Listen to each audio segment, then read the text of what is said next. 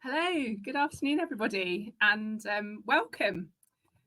This is a really, really important session. How to inspire 1 million young people not in employment, education, or training, or otherwise known as NEET. So you'll hear that term a lot in the next hour. I'm Elizabeth Heath. I'm Head of Social Impact at Severn Trent. We are a water company in the Midlands, and we serve about 8 million customers. So we are here today because the challenge is real. Around 1 million young people in the UK at the moment are NEET. So that's 1 million, 1 million futures on hold. And the reasons can be really complex, from inequality and mental health through to digital exclusion. But the opportunity to make a difference is right in front of us. So at Severn Trent, we are committed to creating meaningful routes into work through supported internships, inclusive work experience, and targeted recruitment. And we're helping people overcome barriers if they're experiencing barriers to work, including some of those barriers faced by young NEET people. But we know that we can't do this alone. And today, I am joined by a fantastic panel of people who are all passionate about this and this space, and all have different experiences and work in different parts of it. So this is a lovely group of change makers who are leading the way, and I'm looking forward to hearing about their experience. We have, so I'm going to say your names, and I'd like a little wave.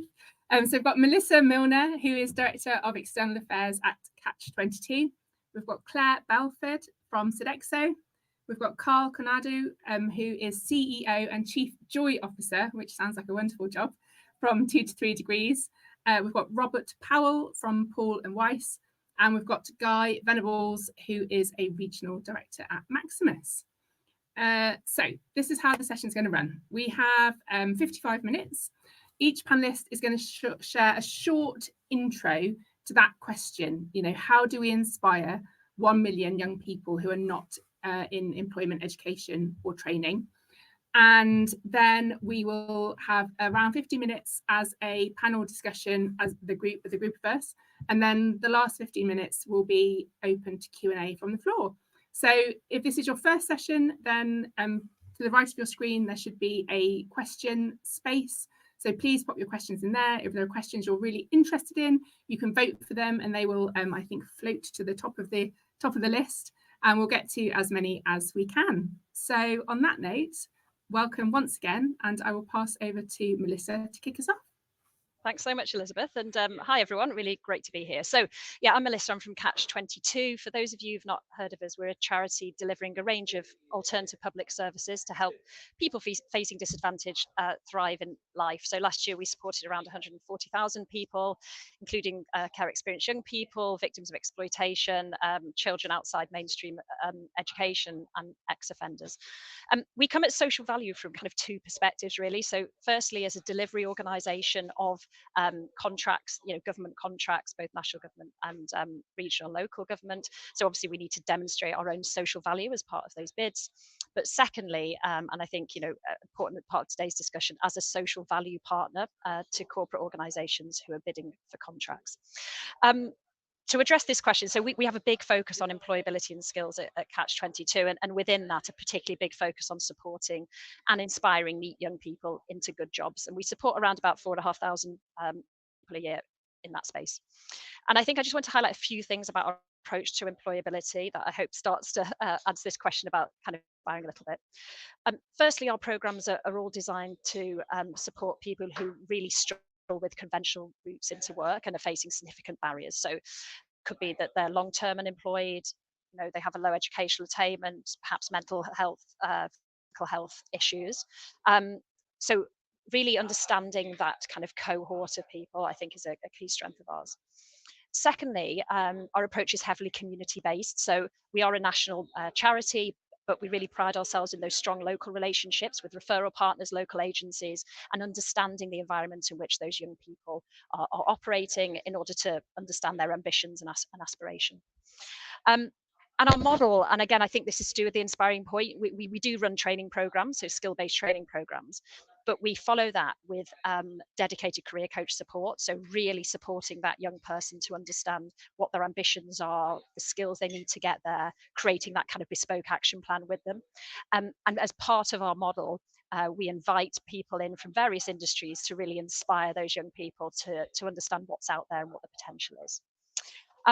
And finally, I think I just wanted to highlight that some of our programs are really sector specific. So we're very conscious of what some of those growth industries are. So energy transition, for example, technology, social care. So we have programs really focused on those to show young people that there are real pathways in these kind of growth industries.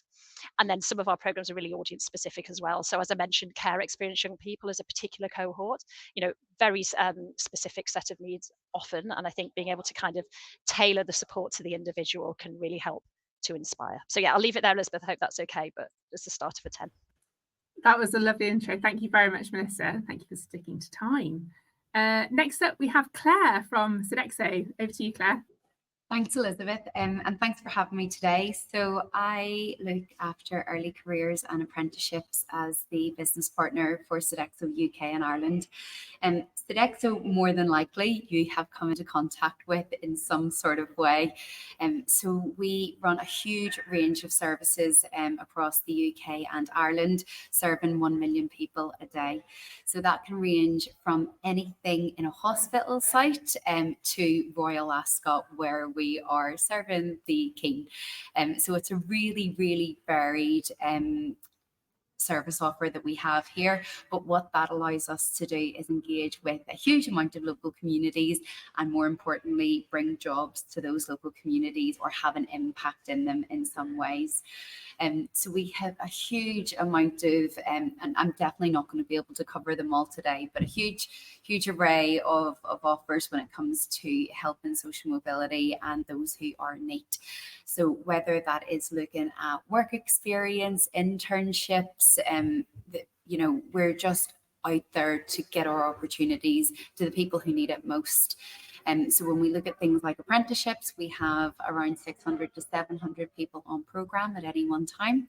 Our youngest apprentice is 16, our oldest apprentice is 63. And I think that's a really good way to just show how training, that sort of employment and learning journey is available to anyone in the business who wants it.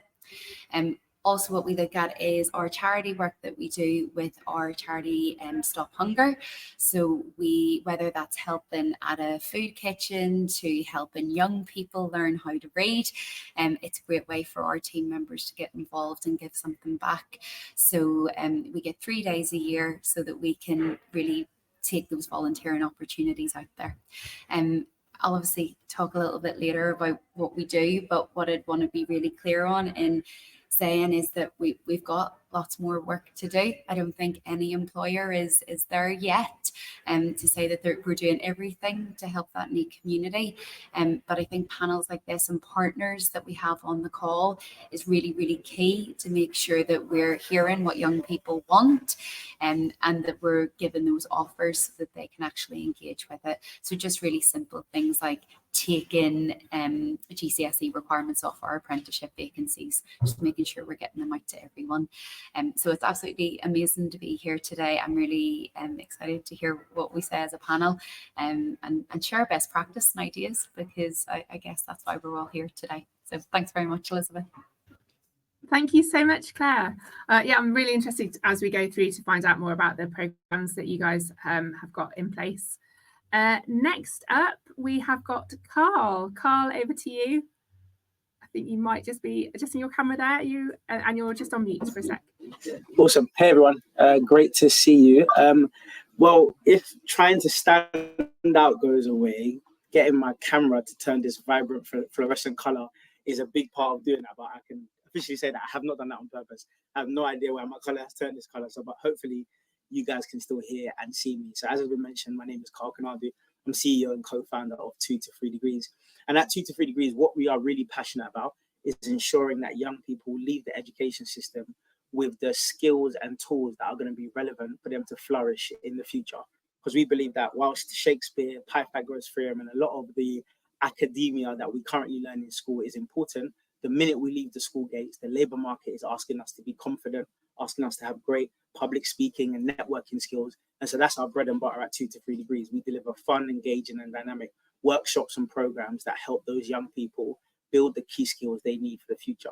Since launching in 2016, we have worked with over 10,000 young people. And our real focus is on what we like to call the forgotten middle. So it's not necessarily those young people who are Oxbridge candidates, and it's equally not those young people who have severe behavioural issues, but those young people who are often overlooked in the classroom and in society at large are the ones that can go on to become NEET, not in education, employment and training, as has been said. So one of the things that I guess I wanted to contribute to here is not necessarily data, but just a little story, and a very short one, might I add, Elizabeth. We had an incredible young person who came onto one of our programs, and after finishing the program, we took a break and we came back after summer, and we asked each of the young people, what are you most proud of over the summer? What have you been able to use as part of your skills? And just like last week, this young man said, the thing that I'm most proud of is that I'm not in jail. And that was a real rude awakening and a great reminder for us that sometimes we talk about the importance of improving your CV and improving some of these great opportunities for the future. But for a lot of young people, especially those that are coming from some of the most deprived backgrounds, the best thing for them is staying out of the trouble and staying out of the issues that they usually find themselves with. So I'm going to go in to share a little bit more about who we are at 2 to 3 degrees and what we do. But that's just a short intro before I hand it back to Elizabeth. Thank you, Carl. It is always, well, not always, but we can sometimes get focused on the numbers or the reach or the broader impact that we're measuring, but it's always critical to come back to the individual impact stories, because while social value is a tool to measure what we do, actually, for those people that we can make our initiatives can help, or opportunities to create, that's really where the heart of it all is. So thank you for reminding us, Carl, right at the beginning of our session and not at the end, which is sometimes what can happen. So I would like to come to Robert now, if I may. Thank you, Elizabeth. Good afternoon, everybody. My name's Rob Powell. I'm Sustainability Director at Weiss. We are a US law firm. Our clients are private equity firms, financial institutions, and corporations. I wanted to talk to you today really mainly about apprenticeships, actually, but also small businesses and how large employers can work with the supply chain or with their small business community in the locality to increase the amount of apprenticeships that are available to young people. We've got to remember that 99% of businesses in this country, in this economy, are in fact SMEs. And large employers only employ a smaller proportion of people in this economy. And it's a travesty. It's actually a national emergency that 1 million young people are unemployed or not in education or training. It should be called a national emergency, because it is, because we're going to fail a whole generation of young people who are going to grow older, are going to have regrets, are going to have wasted their potential and their talent and their contributions to society and the economy. And I actually think this requires a national effort and collaboration amongst businesses of all shapes and sizes right across the country and right across the economy. So I want to talk to you today a little bit about apprenticeships, particularly around the sustainability apprenticeship called the Corporate Responsibility and Sustainability Level 4 Practitioner. Bit of a mouthful, but that's what it's called, and because that is a growth area. And there are such exciting opportunities out there for young people, but they just don't know about them, particularly if they're from working class backgrounds in areas of high levels of deprivation. So I'll talk a little bit about that today, and it's a pleasure to meet you all. Thank you very much, Rob, not Robert. I'm really interested to hear more about the apprenticeship too. It sounds really awesome. So last but not least, before we get into a conversation, we have got Guy Venables. Over to you, Guy. Hi, good afternoon, everyone. My name's Guy Venables, as Elizabeth said, and I'm the Regional Director at Maximus. We deliver services on behalf of local and national government, really aiming to try and improve people's lives through employment, assessment, skills and health-related services. And I personally am delighted to be part of this important conversation about how we can inspire and support 1 million young people not in employment, educational training to find their path. I think if the UK is going to achieve our ambition of 80% of people into employment, I think we've all got a role to play, not only in the services that we deliver, but also through the social and value initiatives that we run. I'm a dad of 3, and so I see it as a particularly important subject to make sure that we do all we can to leave the world behind a better place than as we've left it, and that's where social value plays an important part. And at Maximus, we see social value not just as a contractual obligation, it's a moral imperative. It's about creating real, tangible opportunities that can change lives and inspire futures. We've seen firsthand how targeted initiatives can make a difference. Through our Restart Social Value programme, we've helped 130 work placements for students aged 15 to 20. These aren't just shadowing exercises, which is really important for us. They're workshops on communication, time management, professional conduct, and we've identified a gap in these core areas. So by addressing them, we're helping to young people to get the confidence they need and readiness for work. We've also launched a clinical work placement for aspiring medical students, especially for those from disadvantaged backgrounds. And what these placements do is offer meaningful exposure to healthcare environments, and that helps students reflect on their experiences and strengthen their university applications. But it isn't just about work placements, it's about sparking inspiration. And that's why we deliver career talks, curriculum support, and CV workshops in schools and colleges, with partnership with organisations like the Youth Enterprise to ensure our sessions cover finance, marketing, HR and project management, really to try and give a young person a window into careers that they may never have imagined. When I was at school, I didn't receive inspirational talks or high quality career advice. And I fell into my path because of a real deep enthusiasm that I had, that my interventions could change people's lives for the better. And for me, that was fueled by being involved in the Scouting Association. And so I'm incredibly lucky that I have the opportunity to be inspired this way. And I hope that by delivering sessions like the one I've spoken about, we can provide a career compass for our young people early enough in their journey to help define the courses they choose, the effort they apply, and the futures they create for themselves. And so social value for me is also about equity. We've got to ensure that young people from all backgrounds, whether they're care leavers, low-income households or facing digital exclusion, have access to opportunities. And that means working with community providers, employers and local authorities to build inclusive pathways. And so back to the question, how do we inspire 1 million young people? Well, we start by listening. We build programs that reflect their realities.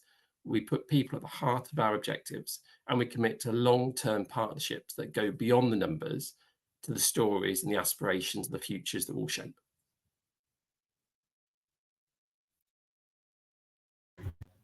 Thank you very much, Guy, and definitely some inspiring words there. I often reflect on the fact that when I applied for my first job outside of university, I got the job description and I probably understood about 20% of it. And I showed it to my dad and I said, do you think I could do this job? I don't really know what it is, but do you think I could do it? He said, standing on your head, Elizabeth. And it wasn't actually true, but it gave me the confidence to apply, and you have the support. And I do think that certainly in the work that we've done at Severn Trent and the programmes that we have run for young people, some of them close to the job market and some really quite far away from the job market, for many of them, a common feature is lack of that support network around them, or lack of the confidence to apply. So it might not even be talent, it's not necessarily lack of talent, it's not even, it's not lack of suitability for a role, it's not even sometimes that people need to have long starting ramps of training or experience. It's simply having the confidence and self-belief to go for those roles that are out there, where the initial perspective might be, oh, they wouldn't want me, or that's not for me, or I didn't do that well at school, I'm not sure, I don't think, or maybe next time. So on that note, I would love to come to Clare. I'm going to come to you first, but then I'd like to come to some of our other speakers to just sort of say, what can we do? So Clare, I'd love to hear from your perspective, like just a bit more information about some of the programmes. Maybe you should pick one or two programmes that you're running, and from an employer perspective, what you see and what you would love to have more of. And then Guy, Melissa, Carl, I'd be really interested to hear from your perspective. You have these totally different ways of supporting young people that are NEET. What would you love to see more of, or is there anything that you'd like to celebrate that you see that you see employers doing, or is there a gap that you notice that you think actually I would love it if X, Y, Z? So and then Robert, I realise you're coming to a slightly different perspective from the apprenticeship perspective. I'll come to you at the end of that to get your reflections and to get your builds if everyone is in agreement. So Claire, I will start with you. Brilliant. So I think Guy hit the nail on the head of you need to listen to young people to start off. So a few of the things we've done in Sodexo, so we have partnered with our employee networks. So we have our generations network that really focuses on that intergenerational workforce. We've got everyone from a Gen Z up to a traditionalist in the business. But we really wanted to focus on young people. So we did some listening sessions, and it felt a bit like it was the most obvious thing to do that we hadn't done. I think we really need to stop assuming what young people want and start taking some direct quotes from them or getting that feedback. So it was really interesting to see what life at Sodexo was like through their eyes. And what we were able to do through the network is translate that into a bit of a white paper for the business to hear directly from those young people what they want. And I think outside of Sodexo, we massively lean on the Youth Voice Census by Youth Employment UK. We partner really closely with them to understand that. So one of the key things coming out this year around, yes, people, young people feel like they're skilled in digital skills, but actually that confidence completely drops off once they get into the workplace. So is it that the programs they're doing to upskill before they come to us maybe aren't teaching the right things, or is it that we're not giving them confidence once they get into the business to showcase those skills? So it's really for us, I think someone mentioned in the chat as well, what's the wraparound? How do we make these programs work? I think what we don't want to do is run programs where it is detrimental to any young person, where they come in and they weren't supported or they didn't get what they needed from us. So in terms of apprenticeships, I know Robert's mentioned that it's really about partnering with our providers to understand if we need to engage with a SENCO at the training provider to make sure that young person gets the same experience regardless of the circumstances coming in. I just wanted to highlight as well that we're obviously a huge employer. So with that comes, more opportunity to do more in these communities. But I think it's really important about sharing that love. So we have looked at a really strategic partnership in terms of gifting some of our apprenticeship levy. So some of that might be around where we are partnering with a company that needs levy, that we're focusing that in areas of IMD 1 to 3, so that we're making a huge impact in the communities that need it. And likewise, we partnered with one of our training providers, HIT Training, around the hospitality industry, because we know the hospitality industry is really, really good and easy industry to get into for young people. We're not necessarily looking for lots of experience or grades. We are there and very accessible, but we wanted to do that for smaller hospitality businesses out there too. So again, just gifting out that money so that we can have 25 young commie chefs start in these communities as well is something that I think we forget we can do as a big employer. So I guess I just want to put it out there as well. Any businesses that would want to partner with us on that, they're always more than welcome to get in touch. But don't forget about that. If you are a big employer, you can definitely do stuff to ensure that smaller employers have that capacity to make an impact in their community too. Thank you so much, Claire. As promised, I'd love to come to almost see the other end of the journey. We'll start with you, Carl. A few thoughts from you. Yeah, thanks, Elizabeth, and thank you, Claire, for sharing key insights.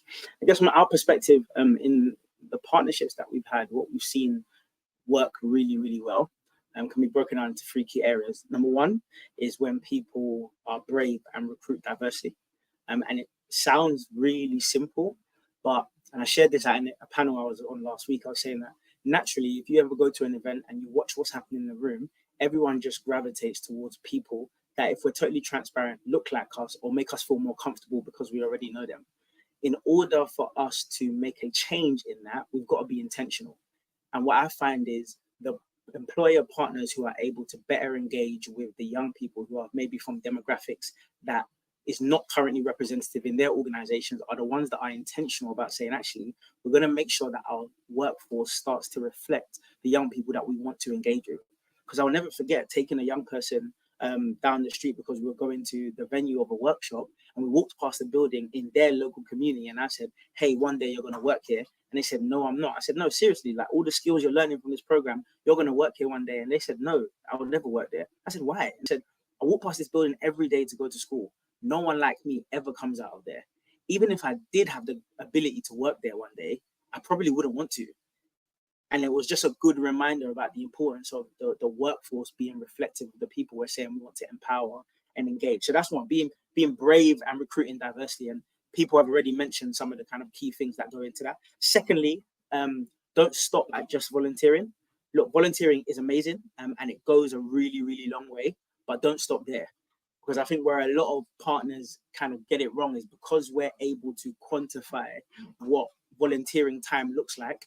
We do some volunteering and we're like, brilliant, let's put it in our annual impact report, job done. And it's like, no, you've got the capacity here to do way more and to have much bigger impact. So yes, that might mean sometimes that you're going to have to commit resources to this.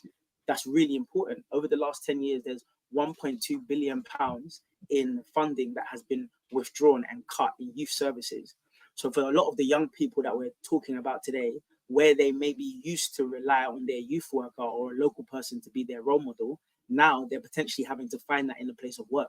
And so with less of an emphasis on youth services, it means that the employment and the labour market sector has also got to step up in that area as well. And then finally, I think where we've seen it work the best in some of our partnerships has been when employers are willing to be honest about the fact that they're not good at doing it. When we've had partners come to the table and say, hey, look, we're not good at doing this. We don't know what we're doing, but we do have the best intentions in the world. Can we work with a partner who does have a better ability to do this? That's when the program seems to go a lot better. So those are just my 3 pieces of advice that I think will work well. Thank you so much, Carl. Yeah, it's always really, coming from the employer perspective, it's really good to check in and work together and understand the perspective of organisations like 2 to 3 degrees. Guy, over to you. So taking the question that you framed, so what would we like to see more of? What could employers do a bit differently? So I'll give 4 quick fire thoughts, and then I'll give a really quick real life example of a story or impact that we've had, and that will probably blend together, both the theory and the practice with the reality of the impact, a bit like Carl shared with us earlier. So I hear the point that Carl's saying, don't stop at volunteering, and I think that's perfectly valid. But I do think it's not a bad place to start because, but I don't think that the journey ends there. So for me, where volunteering really has an impact, it's not where you put it into your policy that someone can have a couple of days volunteering per year. It's about driving uptake, doing team events that connect into the community. It's about holding your away day on site, doing a volunteering activity together. They're the days that people remember when they go out to site and they see the real impact on our communities and our young people. And not looking at it as a chore. Some organisations I've worked in have the volunteering days, but it's frowned upon when you take that time. We should look at this the other way around and flip it on its head. It should be why haven't you taken the time if it's available and people chose not to take it? So there's something about driving take up. There's something for me about flowing out social value initiatives through our supply chains and our delivery partners. Big organisations like ourselves, like Sodexo, like Severn Trent, and a few others. We're in a fantastic position that when we tend doing our work, a contingent on winning that work is having a strong social value offer that really connects with the hearts of our communities. And so I think there's something around flowing out placements, expecting placements for young people, wider community impacts. Then there's something as a quick win around digital inclusion support. how many laptops do all our organisations throw away? You know, some of our contracts don't allow it, but where they do, is there something we can do to donate that equipment back into society and help improve digital literacy across the country? And then the final one, before I come on to a quick example, is celebrating a success. I was thinking through some of the sessions that we run, and I gave you a bit of a flavour of those as I spoke. But a critical bit for me is that celebration. Elizabeth, you spoke earlier about the belief your father had in you. I had a similar experience from me, and I think many people dialing in will. You can't underestimate how much of an impact it has when someone's done that placement. You know, a well done, a celebration, a certificate, but then following that on with a where does it go next? You know, stop it being a flash in a pan. Where can people go afterwards? Where's the apprenticeship support? Where's the connection into real employers? And I think that's where employers can go a bit further. So just very quickly, just to share a very specific example that we had. So we had a university intern. It's a new scheme that we ran, but we piloted an 11-week intern with a university student this started this year. It took place with our finance and our social value team, and they delivered 2 projects. And this is what they came back to us. This is their words, not mine. And my time at Maximus has fundamentally reshaped my career ambitions, opening my eyes to the broader landscape of opportunities where financial expertise can be applied to drive business transformation and enhance customers' experiences. I've developed a strong interest in roles that connect finance and business strategy and operational improvement, with a focus on value creation rather than technical accounting. You know, that value that placement has had for that one person, you know, may end up shaping where their career goes in the future. And I think we can do more of that. Thank you so much, Guy. Melissa, and then over to you, Robert. And we've got some absolutely amazing questions on the Q&A. So I propose that after we've come to Melissa and Robert, we actually, I'm going to start taking us to some of the questions, because I think they are important questions and I'd love to answer them. So Melissa, over to you.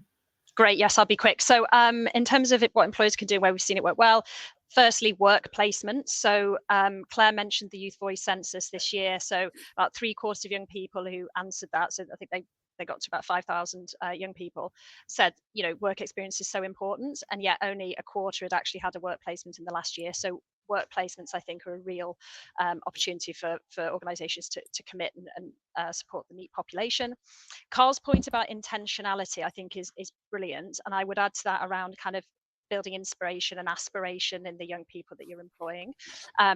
We placed a young man into one of our partner organisations who was NEET, but went on to has now got a really good role at the organisation, and he is now a mentor for someone else who has just got a role in that organisation as well. So I think that sort of cycle of mentorship and support once you're in work is so important as well, particularly for those people facing barriers.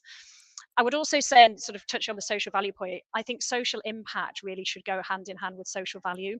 Now, we work with a lot of organisations where, you know, we're being funded to run programmes through CSR budgets or philanthropy budgets, you know, that's predominantly social impact. And then social value, generally, and I'm speaking quite generally here, tends to be more kind of short, sharp interventions as the volunteering piece. And it's not always seen as a kind of longer term impact programme. So I would, you know, to suggest that kind of slight shift for some organisations and thinking of those two hand in hand. And the final thing I would say is we recognise as a charity delivering a lot of this work that support for employers is really important. So it obviously for the individuals as well, but you know, there are challenges when you're employing people who face barriers, and actually part of our offer is offering that in work support for employers as well for those first few months. So I think, yeah, something that should be considered. But I'll leave it there. Thank you, Melissa. Robert. Thank you. I was just reading through the questions, actually, and there was a question that I really liked, and I can't find it now, but I think it was from somebody called Tori, who asked a question around should young people enter some of the kind of insecure sectors in terms of like hospitality. That's it. There we go. Look at that. Beautiful. Look at that. That's like magic. And my answer is yes, absolutely. You know, like these are the jobs which are in effect an apprenticeship in themselves. You learn about problem solving, thinking on your feet, dealing with questions and queries and customers and complaints. And And these sectors are crying out for new talent. So we need to change this perception of, you know, your career trajectory is linear and that you just leave school, you go and get a job in a fancy office, and that is the only measurement of success, because it isn't. Because a lot of the jobs that we need in the economy aren't that.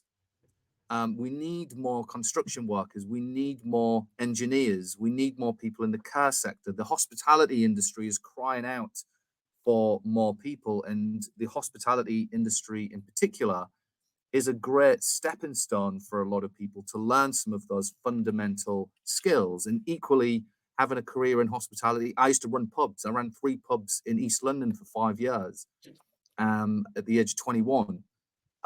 So, you know, these are great jobs. We just need to change the perception of what success means.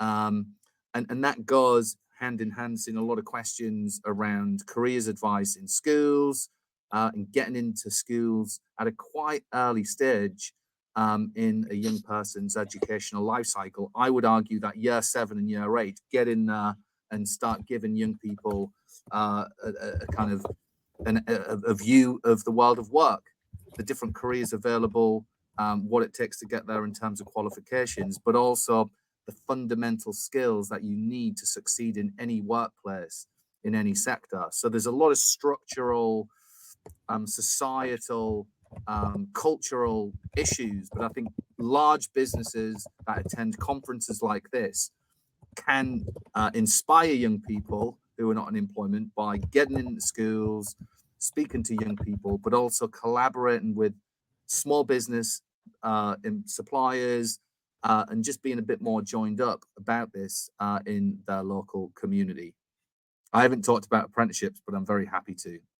Let's see how the rest of the session rolls. Thank you so much. I agree with you, actually. I think it's that old adage, like, it's easier to find a job when you've got a job. And earlier we were talking about confidence and building experience and sort of building self-trust, and, you know, having a job where you might be faced with different situations or angry customers, etc. It's all a training ground and a building ground to be able to go on to the next thing. And I would imagine that it is a more feasible step, and it feels like less of a barrier to go from one job into a better job than to go from no job into a job. I'm not an expert in that space, but that's my perception. I'm going to just on this. I've got a side chat with the speakers, and Robert, I think you picked a great question, because there's a few other people who'd like to come into that from our panel. So I shall come to you first, Melissa. Yeah, brilliant. I mean, I was going to disagree slightly with Robert. I mean, I do agree with the point that it is easier to get a job once you're in a job. So absolutely, I think we've just got to be really careful about this idea of placing people into any job. And it might be, you know, as the questioner says here, uninspiring, poorly paid, insecure, you know, fine as a kind of stopgap, if you like. But, you know, part of our work is to really inspire people and build aspiration. And I think Carl's example of, you know, when he was walking with one of his young people past a building, they said, "I'll never work there." We don't want to be telling those young people, just settle for something because you're not good enough. So I think we've just got to be really careful about how we message this kind of thing. Yeah. What's wrong with working in a pub or in the car sector? Well, there's nothing wrong with working. There's nothing wrong with working in a public sector if that's what you want to do, and absolutely, some people want that, you know, want that flexibility, want that career. And as long as we're clear about, you know, if people do want pathways, what those pathways are within those sectors, absolutely. But equally, if they're seeing it as a stopgap and they'd actually like to do something else, I don't think we should be saying, "Oh, this is the only thing you can do." So it's being aware of. Well, I don't think anybody's saying that, though. I don't think. Well, no, but it's just the way the question's phrased: uninspiring, poorly paid, insecure. You know, this is a problem, though, with organizations that work in this space, working with young people. We're funneling everybody into certain industries where there are minimal jobs available. The legal profession that I've been part of for 18 years has done a very good job in attracting applications. And you could argue to the point that way too many people want to become a lawyer, a corporate lawyer in this country. So other industries can do the same. The The problem is that we've got a lot of organizations out there that are telling young people that these are the only avenues of success. There is nothing wrong with doing any of these jobs, either as a stepping stone or as a part of a career. There's nothing wrong with it. And we need people to do those jobs. I, as an audience member, I always love it when a panel gets a bit feisty. So I hope all of our 200 odd people watching it are also like riveted by this conversation, because I do think it's really important, and just that some of the complexities that the young people are facing, you know, the area that they're coming into is also complex. You know, is any job a good job? Should it only be a good job? Who defines what is a good job? But I love the passion. I think it's really, really important. Claire, you had some comments on this. Yeah, I think it was just to come in on two angles. So I think those industries have the potential to be uninspiring for some of the jobs, depending on how the employer puts it together. I am coming today from one of our apprentice chef academies, where we have been breaking down a rabbit this morning and learning skills that, quite honestly, sometimes chefs in our business aren't using day to day. We're not breaking down rabbits every day in a hospital, right? But it's a really good skill to learn. And we see value in our apprentices, in our young people, in giving them skills that, not selfishly from us, we need them to have as an employer, but that gives them that skill for their CV or for their craft or for their interest. So I think the point of getting on with it, I would question that as an employer. So again, where we have these young people in the business, we're not paying them the apprenticeship wage, because, you know, how are you meant to have life? How are you meant to get to and from work and, you know, go out at the weekend? How are they meant to do that? They can't. So it's about making sure they're streamlined in terms of pay with our other employees, that they've got that career pathway. I think you said, Elizabeth or Melissa, it's really important that they know where they're going. So today we've been developing, you know, what happens after you've completed your level 3, and is there an option to do a level 4? So I think you have to be a disruptor in the business. So I definitely see I'm everyone's headache in our business, which is exactly what I should be. I should be challenging them to say, are we giving them opportunities? Are we treating them fairly? Do they know what benefits they have? Because if I've got loads of support around me at home, I'm going to be quite au fait with the digital system of logging in and finding out how I can save X amount of money. If I don't have a mum and dad at home to give me that support, I don't know. So it's my duty as the employer to make sure that they're given these opportunities, that they understand it, and also that they have a safe environment to ask that. We know from the youth census that young people in apprenticeships feel more safe than those who aren't. And maybe that is because they've got that training provider, that they've got that mentor. But I think it comes down to us as an employer. The roles can be uninspiring if we let them be uninspiring. What we can do is put something, you know, let's wrap around it with extra programs, with training, with support. Then it's not so uninspiring. That young person's going to achieve their potential, which is what we're after. So I just wanted to add that. Thank you, Claire. Carl, I know you want to come in, but as chair, I'm going to overrule that request, and I'm going to do something. So, moderator, apologies in advance, but I'm planning on merging 3 questions, and I'd like to do sort of frame a bit of an answer from me on it, and then I'd like to come to everybody else. But Carl, I'm going to come to you first, Carl. So get ready with an opinion. So please don't flash up one of the questions on the screen too quickly, because then I won't be able to read the other 2. So let me just read them first. So the first one is the one with the most votes, which is, each of you represents a business, a different part of the ecosystem: business, education, charity, and social impact. Where do you see the biggest disconnects between these systems, and what's one practical step that could close that gap? So hold that thought. This is, we've started partially answering that, because Claire talked about what she does from an employer perspective. I came to the panel to say, you know, from your perspective, what would you like to see employers doing more? So I'm going to come back to that one. The next one is, with 10 votes, is we can support youngsters in so many ways, but how can we ensure that our business infrastructure can support wraparound and holistic care? Without this, we could unintentionally do harm to somebody with vulnerabilities. Sadly, I've seen that happen. And I'm going for a hat trick. The next one is with 7 votes from Zoe. Apologies, I haven't name checked the people before. It was Lisa for the one before. Is that Laura? Sorry, I've got a button on top. Laura, yeah. So from Zoe, part of my role is social value, but a personal experience, my stepson was also NEET until recently. How do you identify and reach out to people who are NEET in the first place? So I'm going to just talk about something that we have done from the Severn Trent perspective. So we have had a programme for care experience young people, and it's running again this autumn for young people who are NEET. And it is like an enhanced work experience programme. They get employability training as well as work experience. We do special training for their line managers, and we also match them up with, talking about volunteering, we match them up with a colleague who will mentor them for 12 months, and we keep working with them with the aim to support them into roles with us.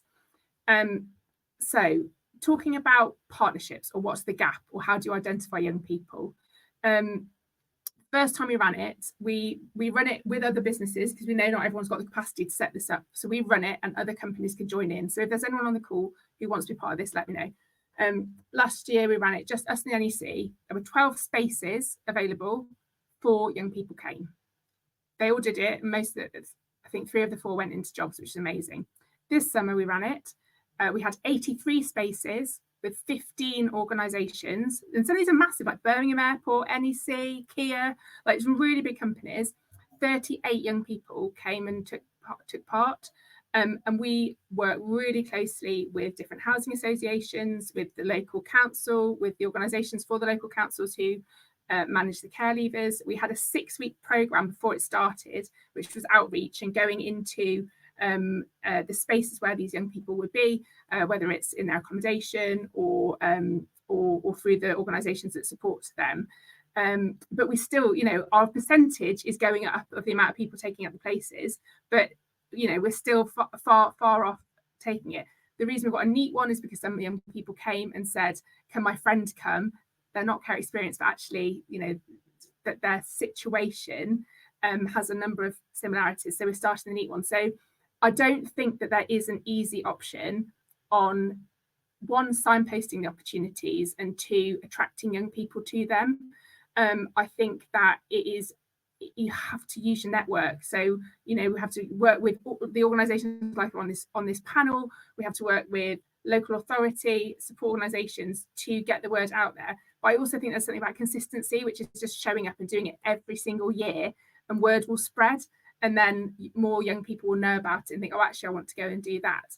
And then as part of that, some young people have gone on to work with us, some young people that were care experienced. And that is from an impact perspective, you might think that's the end of the story. That's when the credits roll. Woohoo, they've got a job. But actually, that's just the beginning of the story, or it's the beginning of the next chapter. And that's when we realised, you know, we're a big FTSE 100 company. We've got a fantastic employee support programme. There's masses of things to tap into, but it wasn't enough. It wasn't enough for some of the young people that were joining us who had complex living environments and complex needs. And we are in the fortunate position that we were able to recruit a role, and we have got somebody internal now who is, their role is pastoral support, and that is pastoral support for the young people, but they know about all the different local authority supports, and they can tap into that. But I know that that is not a reality for everybody. So having taken those 3 questions, talked a bit about it from my perspective at Severn Trent, I would love to hear from the panel what your experience is. You don't have to answer all of it, but what were the things that I said that triggered thoughts? And Carl, as promised, I'm coming to you first. Thank you for keeping your promise. And yeah, loved how eloquently you kind of detailed those 3 questions. I'm not going to attempt to answer all 3, but I think I can share some insights on number 1 and number 3. On the first one about the disconnect, I think, sorry, the other point I should say is we should also take into consideration, I guess you alluded to this, of the 1 million young people who are NEET, a significant proportion of those young people are not in a place where the next measurement of success should be a job. which is essentially what you're saying. I think we have to remember that when going out and delivering programs that are focused on NEET young people, because we often have overly ambitious numbers for engagement when that's not there. If you've been working with NEET young people for long enough, I guess you'll start to understand that it's actually way more quality than it is quantity, because being able to engage with a large group of that demographic, it takes a lot more resource than people recognize. So just honing on that, I think the main disconnect that I've recognized between business, government, education, and charity is measuring standards. So because the framework of success is different depending on the sector, whether that's social value and social impact for businesses, or for education, it's Ofsted, and for charity, it might be the Charity Commission or certain standards or the TOMS framework, etc. Because it changes depending on the organization you're working with or working for, it means that everyone basically coming to the table with slightly different measurements of success. And so instead of us being able to come to an agreement on what does success look like for all of us, really everyone's got their own thing that they're trying to take away from it. So for a business, it might be we need as many numbers as possible, whereas for the charity, we need to showcase the actual impact or the distance traveled that we've had on these young people. So I think that's a big reason why there's a disconnect, alongside the consistency point that you made, Elizabeth. And then finally, on how to identify and recruit young people who are from these backgrounds, there's just a few key things to add. One is co-design. So being able to work with young people who are maybe the beneficiaries of that service or have been through it themselves and help them co-design the program is the best measurement of success. Because actually what you start to find is you have blind spots in the program that you're creating that they are only able to fill because they've got that lived experience. And yes, recruiting someone is a big way in doing that. But I think co-design, where you're working with the actual beneficiaries on the ground, has a huge impact. Alongside that, I would say being more creative in our assessment or recruitment processes. For a lot of programs, the way we recruit is exactly the same. It's still CV and cover letter, or it's still a very traditional form. Being a bit more creative and being open to video inputs, being open to young people using different formats of sharing their skill sets are really important. Because again, especially if we then start to talk about neurodivergence or young people who don't have English as a first language, giving them different ways to be able to communicate that piece is important. And Elizabeth already mentioned the point about partnership, partnering with those on the ground who are already working with these young people and have those relationships is super key. Thank you so much, Carl. I believe we've only got 3 minutes left, because I think we finish at 5 to the hour. Guy, I know that you wanted to come in here as well. If I could ask you to keep it short, and then we will do some final thoughts. Promise I will. So it was on the first point I wanted to come in. I thought that was a great question asked. I think we're at a really interesting point in time. I think firstly, different organisational types have different objectives, both in how the policies that we've got, but also the contracts and the services that we deliver. And clearly that leads to an amount of disconnect. I think it's really interesting that with the publication of the post-16 white paper that came out yesterday, one of the items in it was the 2-week placement during secondary education. And actually, I think that provides, in terms of what's one practical step we can do, a really good platform for us to try and help to address some of the points raised. I think we can take that as responsible organisations, and we can make sure that we build meaningful work placements for people who work with us. We can make sure we promote those to the local secondary schools, and we can make sure that we don't just deliver the placement, but we offer some of that time as professional careers advice. We take the time to do that. We've all got HR teams within our businesses and recruiters.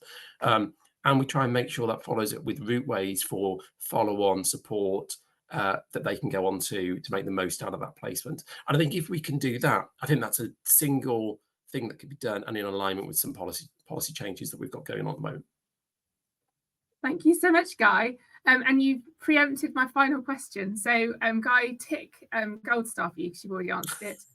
So I'm going to come out to my panel members with the last question, which, as always, is, in a sentence or two, what's your advice, or what's your golden nugget, or what's the thing that you'd absolutely love to tell? I think we've nearly topped 250 people in this session, which is awesome.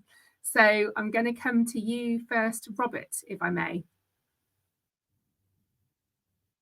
Yeah, I would just collaborate with your peers in your sector, or collaborate with local businesses. Early interventions are better, so getting into schools at a younger age. and having good people who can inspire young people, you know, good public speakers, people who can bring to life your industry and the jobs that you do, I think is really important. And there are lots of great organizations out there that can provide those brokerage services for free. You don't necessarily have to pay for them. So yeah, that's my, just to clarify, actually, I wasn't endorsing low paid jobs. What I was doing was standing up for important jobs in our economy and society. I was just rephrasing the way the question was written. So just to clarify that, I have responded to some comments on the chat. Thank you. Thank you, Robert. I appreciate you taking the time to respond to those comments. That is the understanding I had taken from what you were saying, which was let's stand up for all the industries, but regardless of somebody's experience or, you know, position in life, everyone deserves respect and to have a good job and to be treated fairly in that job. I heard you, Rob. Over to you, Melissa.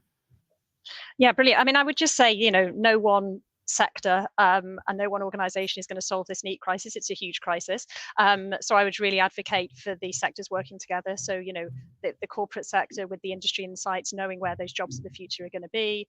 Obviously, you know, the public sector and job centre, you know, as referral pathways, and obviously, you know, programmes that they run. And then the third sector is really knowing those communities well and being able to provide that support. So I would really advocate for that kind of cross-sector working. Thank you, Melissa. Claire. So I think for me, it's stop assuming you know how to fix the crisis and start listening to the people who are in the crisis is probably a good starting point. I think anyone, you know, after listening to Carl speak, how could you not engage with these partners out there who can do real good in the business? So as an employer perspective, I would say be brave. Do it first. Someone has to do it first. You have to be a bit maverick in some of these programs. But if you're in a position to run one of them, do it. You know, ask for forgiveness, maybe not for permission. Thank you, Claire. And very briefly over to you, Carl. Thanks, everyone. And the only thing that I'd add is it's not the sexiest thing to say, but whatever timeline you've got for your project and for measuring success, double it. Because that's probably what it's going to take to have real authentic impact, not just the type of impact that you can put in your report, but the type of impact you can talk about for 5-10 years time. Thank you so much.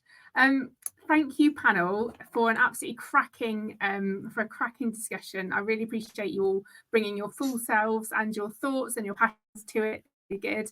I've already surveyed the panel and I know that none of them are there in person on Thursday. I am. So if any of our audience members are there on Thursday and want to have a chat, come and find me. Especially if you are an employer and you want to find out more about getting involved in the Care Experience programme or the NEET programme. I know that often it's, no matter how big your company is, it might be one person at a company doing the job of, you know, trying to work with people that have care experience or long-term unemployed or prison leavers. It often just comes down to one person. So we are trying to create a world where it's easy to get involved and it's easy to actually make to take that first step in creating a really big impact. Thank you, everybody. Enjoy the rest of the conference, and I look forward to meeting as many of you as I can. Take care. Thank you.